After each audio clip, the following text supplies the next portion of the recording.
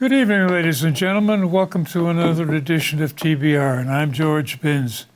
And we're continuing with our series of discussions with candidates for the school committee. And this evening, we're having with us John E. Taylor. That's right. Thank you, George. And you're running for Ward 6, right? Ward 6 School Committee. Yep. So it's going to be an interesting couple of years because we've had a tough time with the last year with the strike and running over. And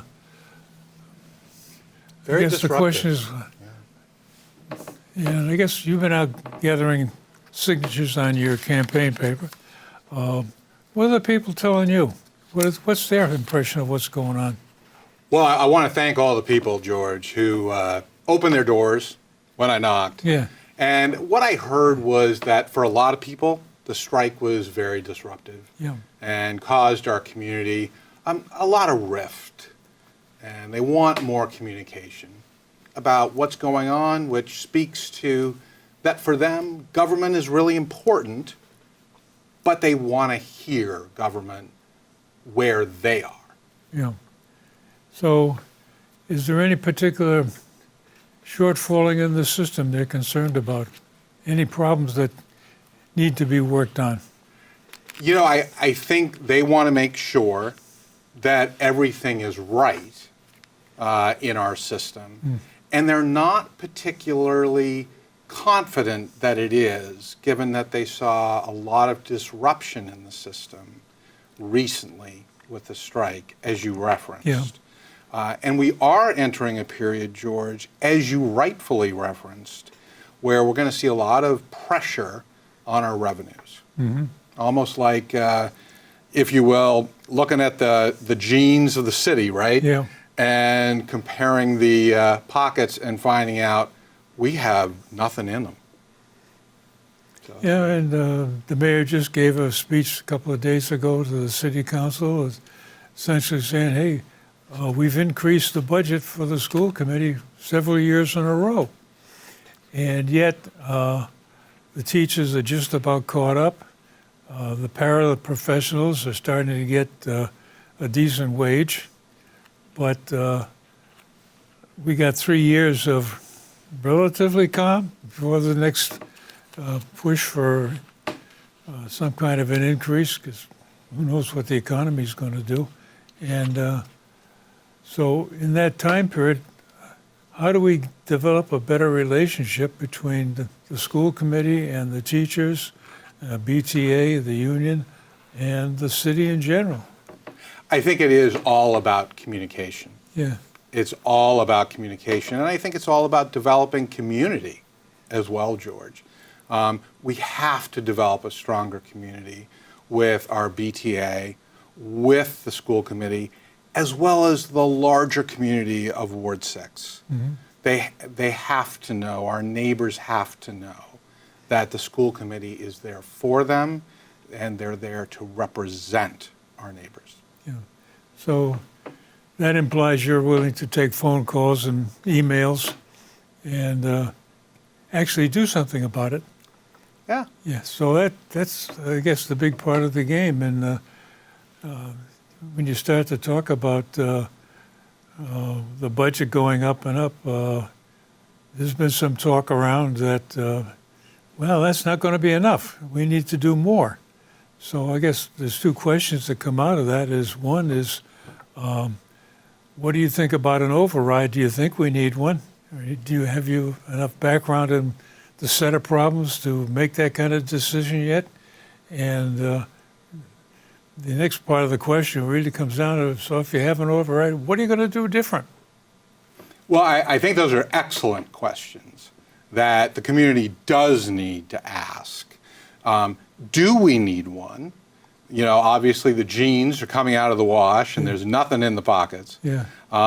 Except we're looking in the back pocket, and we found this reserve fund, the rainy day fund.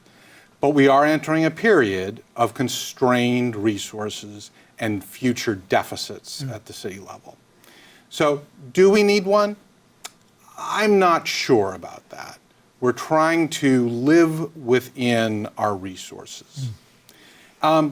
And I think the next question you ask properly is, does the community want to engage one? And I don't think that's the role, George, of a future school committee member to bring a resolution like that to the floor. I think that, if it's wanted, is something that the community needs to bring to the city council, because school committee, as you know, it's not a taxing body. No. Well, the last time the city tried for an override, it went down in flames. Did not go over well. So no. And I think one of the things in this city, and probably every city in the state, is enough taxes. I've had enough of that stuff. And the mayor has mentioned a couple of times that we've had a couple of years where we weren't increasing the tax rate to the full. But at the same time, I don't know about you, but I check my taxes every year, and for the last 10 years, they've been going up on an average of 4.5%. That's right. Because of reevaluation of the property. The reassessment goes up, and your taxes go up with it, whether the rate goes up or not. Yeah. And the other funny one that I think needs to be understood better is the so-called rainy day fund, or this free money that goes into it. Really, that's money that was budgeted for something that never got spent. Yeah. So it's not exactly a gift from the gods up someplace. It's money we didn't spend because we over budgeted, which is a good sign that they don't just spend money because we got it, kind of thing. But at the same time, it's not an empty pot.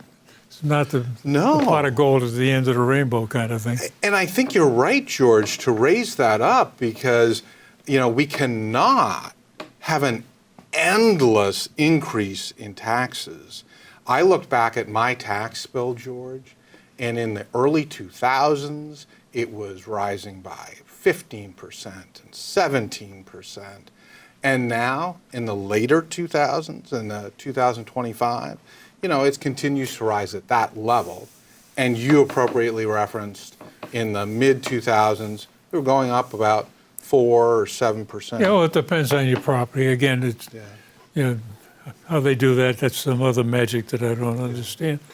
But we get into a situation right now that if you look at the ratings of the schools, and I usually check U.S. News and World Report, they do a good rating, and then there's another company, Niche, that does a rating. And Bevely gets rated as a pretty good school system, one of the better ones in the state. But one of the concerns I have is you start to look at the actual achievement of the students, and across the board, we're barely making 50% proficiency on math and reading. And one of the surprises is the students are doing so well in elementary school. They drop in the middle school, and they come back a little bit in the high school, but not much over 50%. So that gets a concern, I think, with a lot of parents of what kind of an education is my kids getting? And I guess the question for you is, what's your perception, or what do you hear from the voters of your ward, especially, that are they satisfied with that, or do they think something else? I think, you know, as the previous Ward 6 representative, Dr. Visnick, or the future Dr. Visnick, mentioned, educational policy is really complex. And we are seeing in Bevely Public Schools significant achievements at the elementary levels, just like you referenced. And we've got to continue to keep those achievements at the middle school and high school levels. I'm even worried, George, about what we're doing, what those students do as they go on their journeys after high school, to college or to vocational education. Whatever they choose to do is their choice, because in the business world we're seeing problems in advocacy, persistence, and resilience. And those are three themes I'd love to talk about. Okay, let's start with advocacy. What do you mean by advocacy? Well, I dealt with a fantastic gentleman who helped me with my chimney, and he was concerned. He's going to retire soon. He's trying to get somebody to take over his business, and he explained to me he was on a job at one point doing some sheetrock work, and the young man who he hoped would take over his business couldn't, because the young man didn't understand how to do something and couldn't advocate for himself. The young man couldn't advocate for himself, ask that he be trained on how to do that sheetrock work. So that's what I'm getting at. And then on the college level stuff, say on the finance stuff, well, if you need to know a particular task or how to do something, do you have the skills to advocate for yourself? Because school, high school and middle school, should be learning about skills like advocating, persistence, and resilience. Well, you get to an interesting predicament like you talk about. The guy's doing brickwork, and there's a concern around that right now the best way to do well in the world is get a college education. And the best way to be able to finance a college education is have parents who got a college education. So one of the concerns is we are creating a hierarchy or a culture of strictly college, and you get into this whole business right now of we got to bring the jobs back.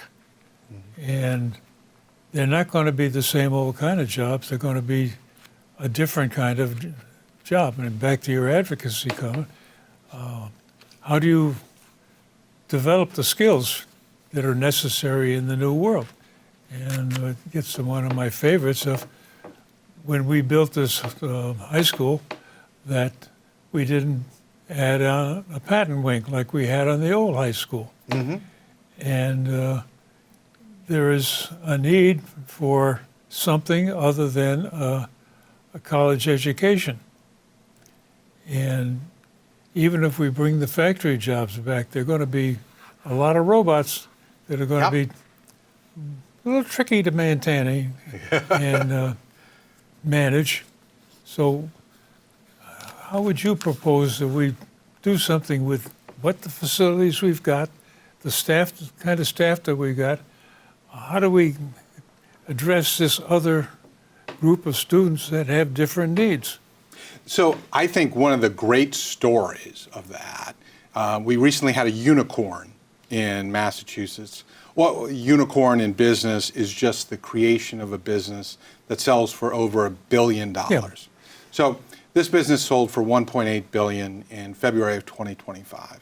And everybody thinks, oh, wow, that must be an AI business or a software business, right? Something super awesome.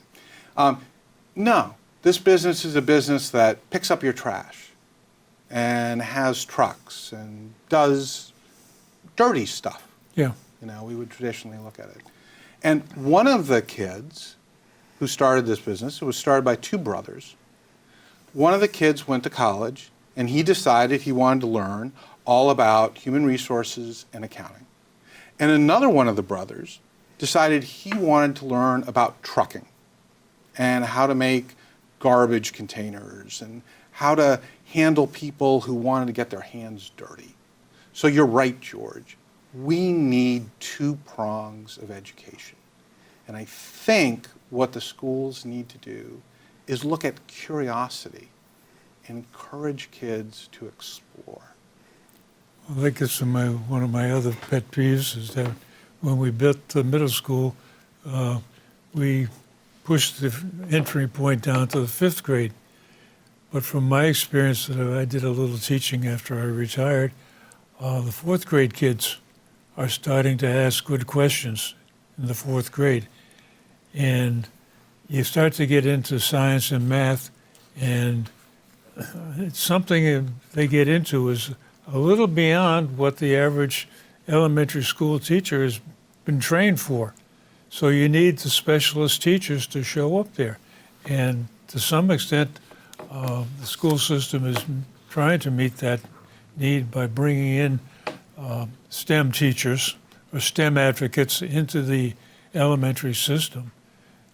But is it enough? And I guess that gets to be the question of how do you get some of that policy changed so that there's more emphasis on that as opposed to the old classic reading, writing, and arithmetic. How do you ensure that classes reflect the skills we need Yeah. in the 21st century? Yeah. I think these are great questions that we need to explore. Well, okay, you're going to be the guy at the other end of the table asking these questions of the new superintendent and the staff, and how do you think what do you think it takes to make something happen? I think what we need to look at is, and I'm really proud of what the school committee has done. They've increased substitute pay to some of the highest pay in nearby districts. Bevely is some of the highest pay for substitutes in nearby districts. They've created a pipeline to our bus system for CDL wishing drivers, which is fantastic, I think. And for some of those kids who want to explore some of those professions, whether it's a biotech enabled profession or a finance profession or something like that, which may be beyond the expertise of some of the teachers and professionals at the schools, we can bring in some of these professionals. And I think we should. Well, I think back when Baker was governor, he gave away $10 million to a bunch of the local schools for science-related stuff, which caught my eye. And I forget I think it was Peabody that got one of these dummies they use and simulate a body so that you can start to introduce kids to nursing as though you got a real body to play with. How do you take a blood pressure? How do you give an injection? Fundamental things like that. And yet, Bevely didn't get anything. Yeah. Salem got something. And I've seen articles in the paper where Salem has got programs, and had a discussion with your friend Lorinda, and she was telling me that, well, yeah, now we're sending kids from our school system to Salem to take after-hours courses, the after-dark courses. We're sending them out to Essex Tech to get half a day of technical training on top of their academic stuff in the morning. So some of this is happening, but I, for one, would like to see more of it happening here in this building or in the new middle school building. I think you're totally right, George. I think it's high time, I have to say, and one of the things that makes me especially angry is I think it's time for our state partners and our federal partners to come to the table for Bevely, as you have referenced. And I think that's a fantastic thing that needs to happen, and I appeal to our state and federal partners to do that. Well, I guess it'd be a challenge with the current administration in Washington that's going to shut down the Department of Education, among other things. And Yes. You get to the point that, okay, who's running the school system? It's really the whole concept, I think, of the public education is the local town, the local city runs their own system. And that gets us back, I guess, to how do you finance it? Yeah, it's nice to get some money. I think right now the city is getting it's paying 75% of the cost of the system, and 20 some odd percent from the state, and another 5 or 10% from the feds. So right now we're picking up the biggest piece of the action. Oh yeah, oh yeah. So we get back to issues about how do we finance it, what happens to it, and like I said, the last time we tried an override, it did not go over well. No. And the idea that you mentioned earlier, if we've got to live within our budget, live within our means. I do want to make sure that I praise our previous representative in Ward 6, Dr. Visnick, the future Dr. Visnick. Yeah. She's in school right now. She brought such enormous expertise in educational policy to the school committee, and she will continue to do that for Wards 4, 5, and 6. Yeah. I think we'll be really blessed and Yeah. totally to have that. So, yeah, it's a nice idea. Oh, well, you have the other doctor that's on the school committee, the Kenan Mackenzie DeFrenza. Yeah. So it's a long thing to remember, but I get it. Yeah. And she's got a PhD in educational Super smart. policy, so Yeah. there's plenty of smarts available. Yes. And I guess the issue comes down to one of how do you motivate the administration, the new superintendent, and the staff to, hey, we got to do better. And, Exactly. And we can't keep blaming all the problems that, well, we had COVID and it did all sorts of nasty things. Well, we got over COVID 3 years ago, at least. Yeah. So that excuse is getting a little lame. So I think you're right, George. We need to encourage people to be resilient, be persistent, and to advocate for themselves. and back to the policy issue of what are we setting for a policy for the schools? What do we want? What percent of the kids do we expect to go on to college, and are they ready for it? And you look at some of the average SAT scores for Bevely, it's like 1,200. Well, that's not bad, but it's not spectacular either. And again, I haven't been able to find any statistical distribution of do we have any kids up in the 14, 15, 1,600 range? How well are the AP classes going? I'm sure we must, and we do have some fantastic kids at Bevely High. So I think we should be proud of them and sing their praises. And with graduation coming up just this weekend, I think we'll be even further blessed, and the weather should be spectacular. Yeah. But to that point, what are we going to do? I think, to make the schools even better, especially into the 21st century and beyond, 2025 and beyond, we just need to keep continuing that advocacy, persistence, and resilience focus, and that will make Bevely students, whether they go on to a vocational track or a college track, whatever journey they take, be even more attractive in the employment market.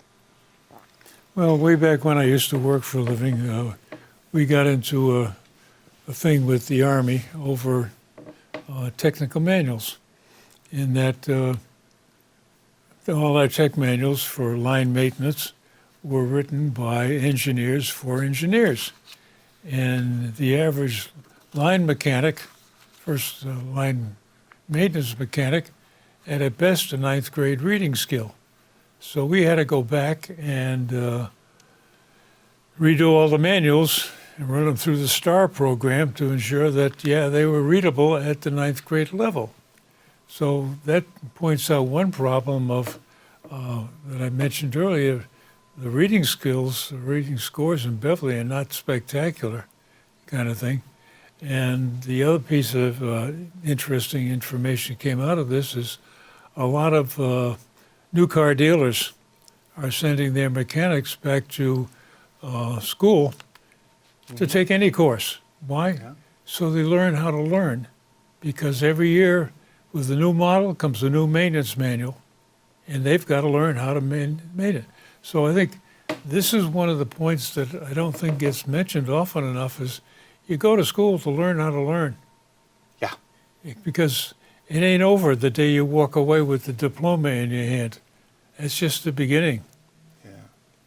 So it gets to be a challenge. So And we're down to the time where it's your turn to talk to your audience and give them the pitch on vote for me because, fill in the blanks. Thank you. My name is John Taylor. I am running for Ward 6 School Committee member. And when I knocked on your door and sat in your living room, you told me that you wanted me to represent you to talk about community, communications, and representation. I'm here to do that because you're important, your thoughts are important, and our community matters.